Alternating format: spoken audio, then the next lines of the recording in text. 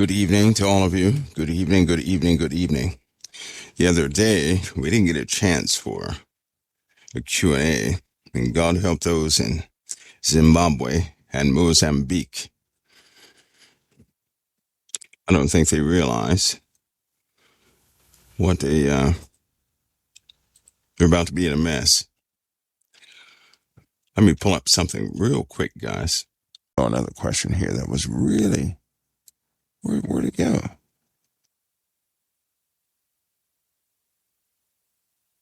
Okay, okay. I see Sister Mare is about to go. Now, Sister Mare, she will dig up the Old Testament so quick, and she's about to go there. I can see it coming. It's coming. That's the can't help it. That's pretty awesome. Let's see, somebody says, question for Brother Mike.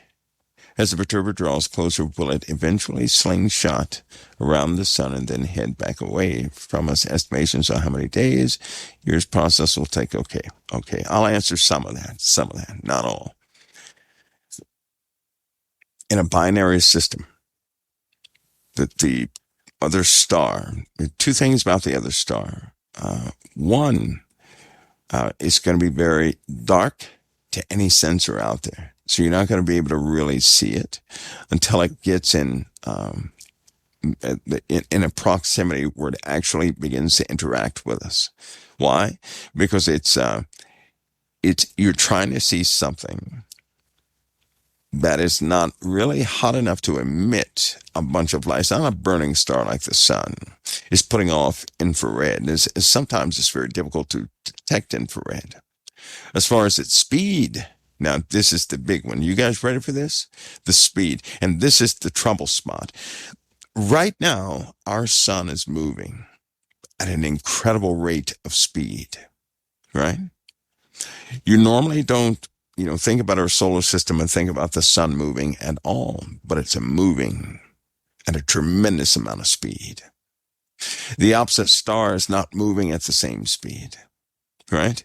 They found that there are a few types of binary systems. There's one type where the biggest star having the most stable speed is orbited by a smaller star that's going twice as fast as the other one.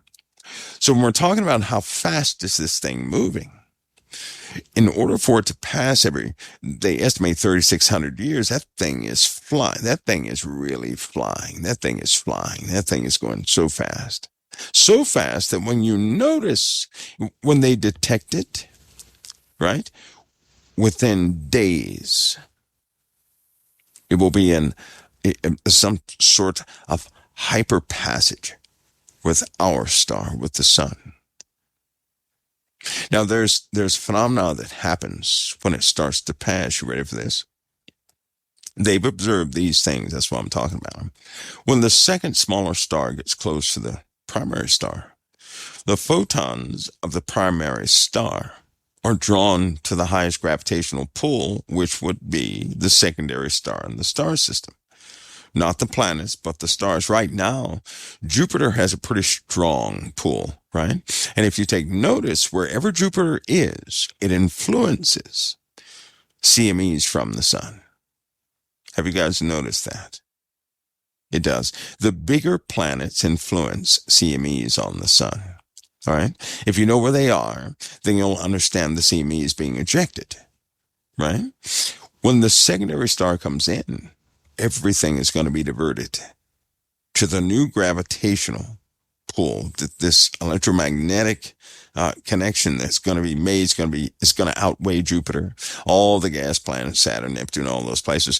It's going to just outweigh them, and it will draw the photons of light that normally hit us. It's going to draw them directly to the secondary star. That means once it gets in that area with us, it's going to draw the dark protons first, but then one day we'll notice the sun's light is not going to reach the Earth. It just won't. It's not going to reach the Earth because the photons are going to be redirected to the other star. And there will indeed be a visible interaction. We're going to see something, but light will not hit the Earth. Now, we're still going to receive infrared. This is also going to be another problem. Once the photons are redirected away from the Earth, right? Did you not know that when certain photons, when they hit our magnetosphere, they're somewhat reflective, right? Because it's almost like they hit and they go 90 degrees with the magnetosphere lines of influence. But while they're doing this, they're also ejecting or pushing away infrared into other directions. So it becomes a reflector of sorts once it hits a magnetosphere, right? But if all the photons are going somewhere else, the infrared passes right through the magnetosphere to the surface of the Earth without a reflector. So that means when the sun's light is redirected, it's going to get very hot on the Earth. I mean, hot. And that if we all we see is infrared light, everything's going to have a hue of red. Everything will. Everything will. Now they have already observed this, which means indeed one day the sun will go out because the photons are going to be redirected. You will be able to see it. It will look horrible from the Earth, right? Because you'll finally get to see the sun in all of its glory without the light of the sun blinding you. You're going to have a pretty good image of the sun, and you'll see all those photonic particles going towards the secondary object. In the meanwhile, it's going to get incredibly hot on the face of the Earth because we have no reflector at that time for infrared beams coming down to the Earth, and infrared's going to heat us up big time, right? Because also it's infrared, everything will have a red hue. So more than the moon is going to look red, everything is going to look red. Why? Shortest color in the visible spectrum. That's why. That's why. So I hope I answered that question. Hopefully. Hopefully I did. You get lost in that conversation, right? Somebody says 3 days of darkness. Well, I don't subscribe to 3 days of darkness because of where that story came from. That story came from that's a prophecy, or let's just say that's a prophecy somebody had a long time ago. That was of a brand new establishment, right? So essentially, it came from this person from Rome, right? So I don't really subscribe to any 3 days of anything. I've heard about 3 days of darkness. I know where it comes from. I don't subscribe to it, right? Because for that reason, that's where it comes from. I found nothing in the Word of God that spoke anything about 3 days of darkness. What I do know is through observations. Some of these places went through 2 years, 3 years of darkness, 4 years of darkness. Some places it was a moment, a flickering of darkness. So it wasn't even a full, like a full day in for that celestial time. It wasn't a full day. So, but as far as the set time, 3 days and this, that, and the other, I never get into that because I know where that prophecy comes from, and there's nothing I've ever read that would indicate that that would take place again. I know where that comes from. It may sound plausible in a lot of ways. And look, I just have no experience with that right there. So, but by way of observation, I have seen what happens when infrared hits the surface of anything without standard photons reflecting infrared, right? It will burn up whatever it touches. It will burn it. I mean, burn it.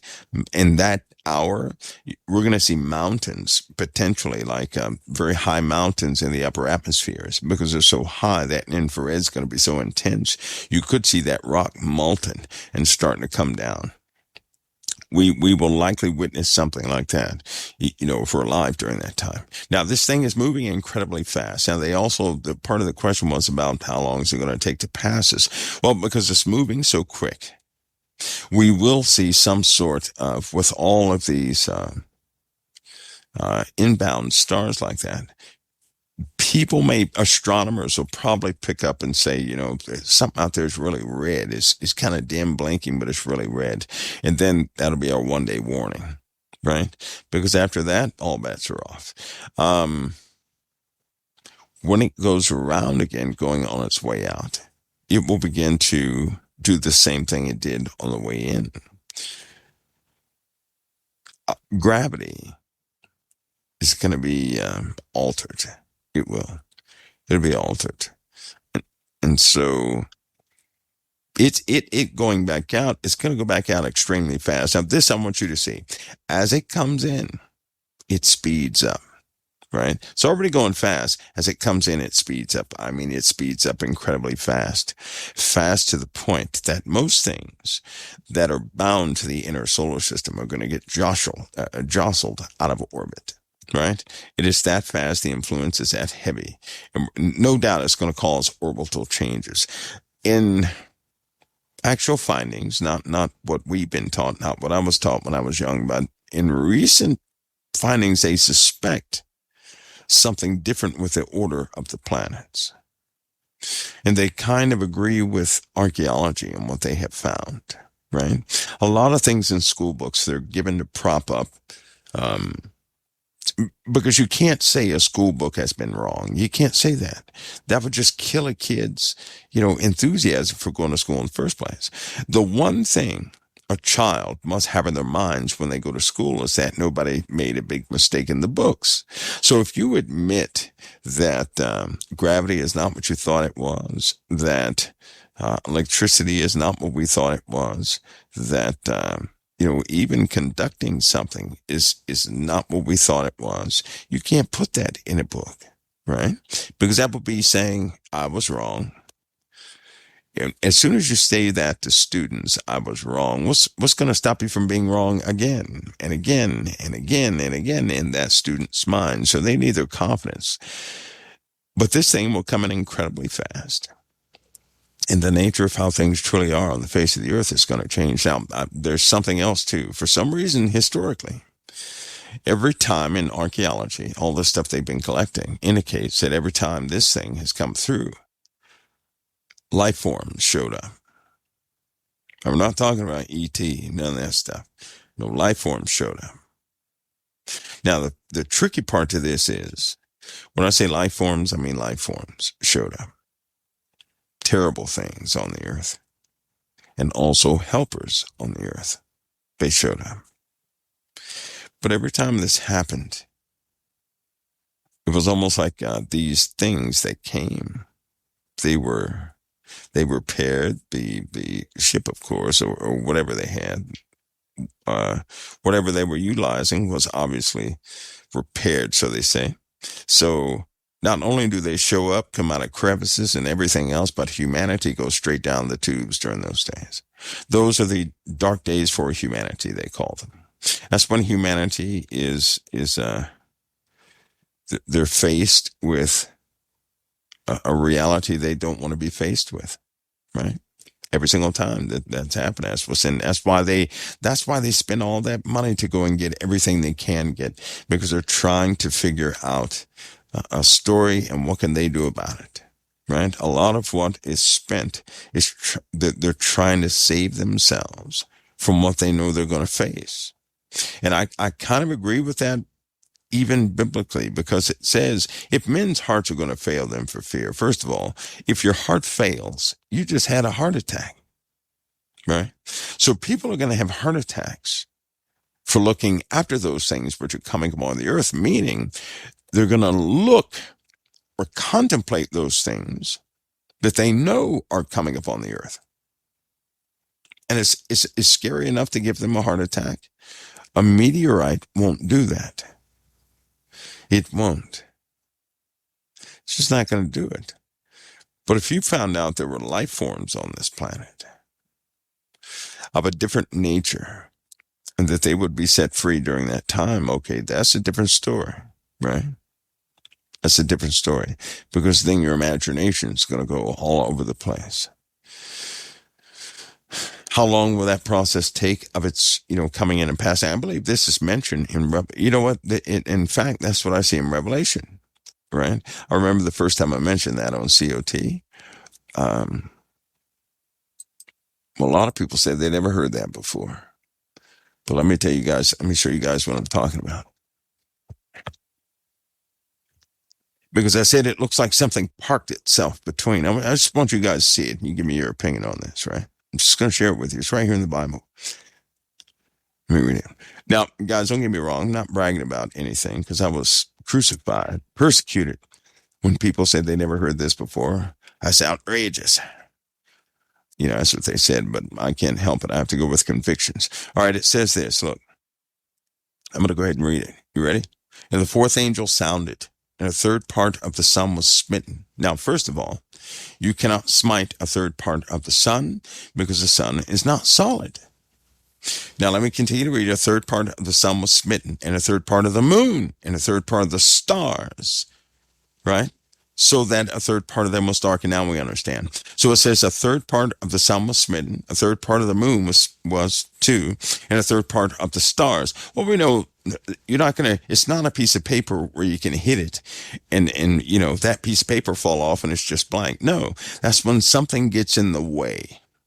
If something parts itself between the earth and the sky, right? But it's going to be in the way of a portion of the stars, a portion of the sun, and a portion of the moon. Now, do you see it? Do you see that? If you were to take your fist and put your fist in front of your right eye about a foot out from your face, then effectively you will have smitten a third part of your room, potentially, a third part of your computer, a third part of the ceiling. So something is in the way of us seeing into space. Something is in the way of us seeing all of the moon. Something is in the way of us seeing all of the sun. And how do we know this? Because everything returns after it passes. But anyway, it says a third part of them was dark. And listen, and all of a sudden it says, and a day shone not for a third part of it. So whatever it is has taken up an orbit, right?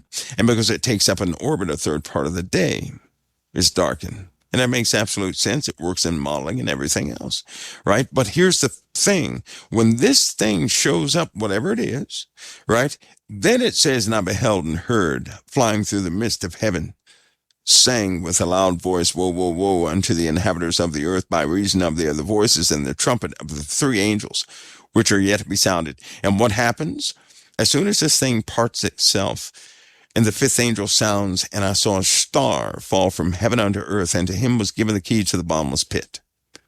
And this thing opens up the pit, right? So now not only do we have something in the way that's like right there at earth, covering up a third part of everything out in space, everything we can see, but now we have an angel at this similar time, right, opening up the bottomless pit, which matches up with archaeology and some of the findings and texts and the recordings from all civilizations as to what they saw.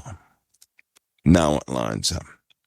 They're talking about the destroyer, what they call the destroyer. And it did the same thing every single time. Every single time. During its proximity to us, right? There were other bodies with it. Other bodies orbiting it has its own solar systems, but those solar systems, it was always said that stuff came from there to here, right? And when that stuff came from there to here, mankind was terrified. And they began, and in fact, there was one that said this, that wasn't even this isn't even Christian text, which is why it blew me away. It said, pray that your children forsake all the gods man made unto himself and seek mercy from the one true God, because it was given us a hint that was the only hope humanity has. And they tried to erect towers and buildings to tell the story of the passage of it. And it even said that they would over time, if the stories did not follow what they built, the meaning would be lost, and they would think that these places are buildings. Some of the myths that you guys read about, right? Like when you see a bull, you know what that bull indicates? A star system, not the bull they worshipped, right? This is what the armies have found out. They said, my goodness, these stories are telling stories of the celestial positions so that people can track time, because this thing is coming back. The ruins, they weren't worshiping. They had torn down temples and everything else. Lots of stuff was destroyed. But they put things back up and put these star charts in every place of worship so that people would sing a song of that story that would remind them, so that in the hopes, they said that the wise would discern it and know what the time was to prepare their children's cross. That's exactly what they said. That's why they kept saying, forsake earthly goods and save the soul. Because it was coming. But here's the part that messed everybody up. When I say everybody, I mean everybody. It said, forsake all these gods man has made unto himself, and seek the one and true God, because he's the only one that can do anything about it. They were so damaged from what happened on this earth that some of the temples, some of the big stuff that people find, they can't even figure out that they were trying to get them to map the stars for timing, not to worship, so they would know the timing of the passage of this thing again. That's why you just can't discount. When you start hearing other people who talk about this, right, don't discount everything they're saying, because if you think this is not serious, you're deceiving yourselves. If you think it's not going to affect everything on this planet, you're deceiving yourselves. It's coming back. That's what mankind has been so desperate to track. Why would they send trillions of dollars in spacecraft into space? Somebody give me a good reason. Give me a good reason. Why would you spend half the Earth's budget to send anything into space? Give me a good reason. Huh? Give me a good reason. And oh, by the way, why would they take materials from archaeological finds into space in the first place? Why would they do that? See, at first they were trying to see if what they were onto was real, and they spent a lot of money to see if it was real. They're the ones that fund archaeology in the first place. If you're going to dig in the earth and get paid as an archaeologist, it doesn't matter if you're studying dinosaurs, buildings, whatever it is. If you're digging in the earth, the government must sanction it, and they will pay you. You're going to be working by grant money. Now, if you find certain objects, you have to, once you go into that archaeological congress, they call it, you have to submit to a value system there, right? So they will look through whatever you find first, and you can't say a word about it. If you learn to discover the purpose of a temple, of a pyramid, you're not to discuss it, because they know that all these things marked timing. Isn't it funny that so many thousands of years ago, the pyramid formation in Giza matched the heavens? Isn't that funny? Isn't that funny?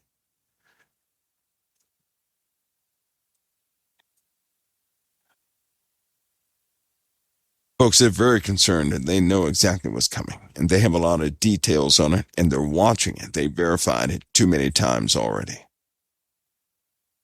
They know there's nothing they can do about it. They bedazzle you with speakers who have never gone into space, who start speaking on these subjects, who really believe what somebody else wrote. But the ones who go into space are very silent, because they go into space and do experiments, weird experiments, like testing out to see if this planet is exposed to this type of radiation. What will it yield? Will it yield plants that are near what we have today, or what's going to be? Why are they doing this? Because they're examining plant life and everything else, right? The only way to hyper age anything is to take it in space, where it is in proximity to solar radiation, and that way you can take a week's worth of experimentation will equal 2,000-3,000 years of time on Earth. Don't you know that?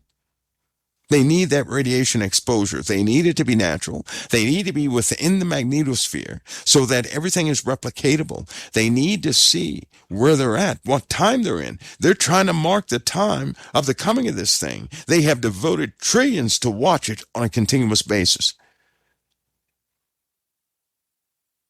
We're the ones who get the secondhand information, us, and we debate the crumbs they throw us, all the while they're preparing for something different than what they've told anybody. They teach us the false histories on these ruins, right? The people didn't come back from the past and explain to everybody what the real purpose of the pyramids and everything was. All of that was introduced by some person who was being paid, by the way, who came up with something that was plausible, something that was applicable, something that people could easily believe or argue or dispute with. They sell that story in education. That's what we run with. They know the true purpose of it. We do not. That's why there's mercury underneath those things. And that's why one of them has something active, and it's been active since the time that Russia and Germany were there trying to open up the tombs. But we're the ones, we often deny the truth for the sake of what? The disinformation they wrote down in books. All they have to do is get a couple plants right, get a couple dates right, get some of the math right, and we bought the history hook, line, and sinker. We think we know history by what somebody else wrote. And we call that truth. Are you kidding? That's how they fool people. Now, but if you come out against it, it's going to be you against the world, because the world has been indoctrinated in somebody else's propaganda. That's called education. You've been educated with somebody else's propaganda. All you have to do is throw some sciences of things that are factual and some math in there. And because of math and the sciences are true, observable, recreatable, and applicable, you say, well, the rest of it must be true. The history, the people, all the kingdoms, everything else that was given to you, that was written down, and somebody gave that to you. There's no way we can go verify it. So there we are. And then we wonder, well, why does God have to do all this stuff at the end so we don't continue to carry lies? That's why. Things must be uncovered. You must see the truth of what things are. Because if we don't, all of us will remain deceived. Why do you think sometimes it's hard to believe Scripture? It's because you already believe in something else. When you believe in nothing, it's easy to believe everything. But when you believe in something, it's hard to believe something else. We doubt truth only because something else we hold close to us is truth, and it may contradict the new truth somebody is trying to introduce to us. Mm-hmm. The Lord must uncover everything, or all of us would likely die with lies. We wouldn't know the truth about hardly anything.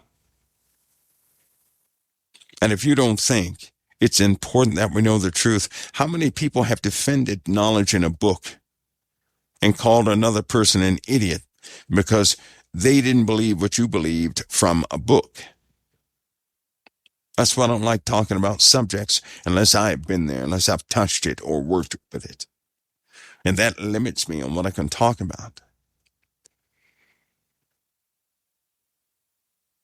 When you start saying the truth of certain things, you'd ask yourself the same question. How in the world are you going to break this cycle? This lying cycle of people's beliefs in such rooted things? Because generation to generation, we've been living with the same knowledge. But that doesn't make it true.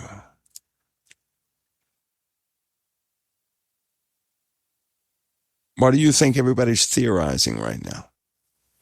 They theorize because they know that something is not right with what they have. Nobody can deny the funny looking lights and stuff in the sky. They can call it what they want to call it.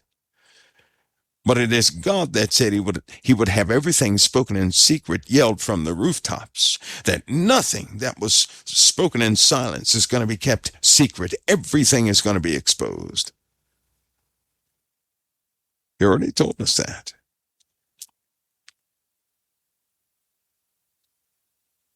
He already did that. It must be shown to all, because we're in a very serious time. And they cannot hold on to propping up this illusion that things are standard, okay, right? I remember when all the children with autism started being born. I remember that. They didn't tell anybody anything, and then people began to suspect, well, maybe it's in the toothpaste, maybe it's in the water, maybe it's in the air, maybe it's the microwave, maybe it's this. Do you remember that, guys? Do you remember that? There were people back in the 80s, they talked, I'm going to have to dig out one of those articles, you would not believe it. The same thing they're having right now with gender identity was talked about back then. They wrote some articles on it. To my understanding, it was only a couple because they thought it was untrue and radical. But that guy was telling the truth, and he could hardly get anybody to hear. The devil's presence is a little more tangible than what you think. The earth is full of armies of darkness that are just like you and I, meaning they're flesh and something. They're not see-through, but the only difference is they do not look like you and I. They do not. But with that, God bless all of you. It's always, you guys are family. Take care of one another. And remember, the Lord will never leave you nor forsake you. You're bought with a price. And our Father does not make bad investments. Remember that, right? You mean everything to our Father. Don't let Satan tell you anything else. Don't do it, right? And let that season we talked about, let one close and let the new one begin. Now, that's your choice. It's your choice. It's all by choice. But I encourage you guys to give it your all so that you can be a witness to what change truly is. God bless and keep all of you always. I'll see you guys next time.